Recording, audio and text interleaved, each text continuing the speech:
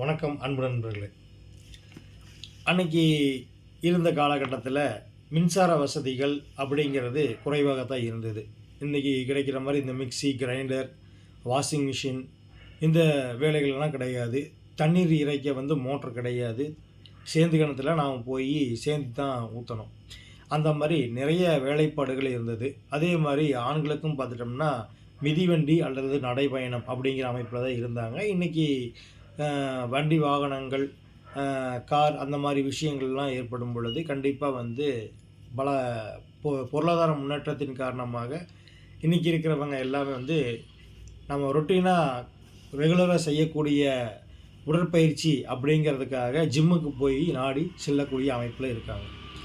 என்னதான் ஜிம் இருந்தாலும் நம்ம போய் ஒர்க் அவுட் பண்ணாலும் சில பேர்த்துக்கு தொப்பை இருக்கும். அவங்களுக்கு இது எப்படி கரைக்கிறது அப்படிங்கிற மாதிரி யோசனை பண்ணிவிட்டு அதுக்கு உண்டான செயல்பாடுகள்லாம் செய்வாங்க. இருந்தாலும் அதில் அவங்களுக்கு சாட்டிஸ்ஃபேக்ஷன் ஆகாது.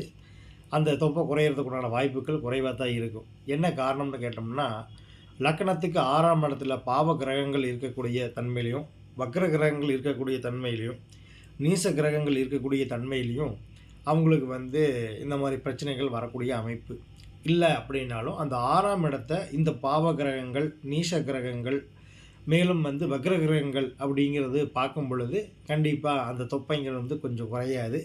அதனால் நீங்கள் ஒரி பண்ணிக்க வேண்டாம். உங்கள் உடல் ஆரோக்கியத்தை மட்டும் கவனித்து பார்த்துக்கிட்டிங்கன்னா போதும். மற்றபடி மிகச்சிறப்பாக இருக்கும். சரிங்களா? ஆரோக்கியம் மட்டுமே முக்கியம். உடல் வாகு எப்படி வேணால் மாறலாம். சரிங்களா? அதுலேருந்து ஒன்றும் பிரச்சனை ஏற்படாது.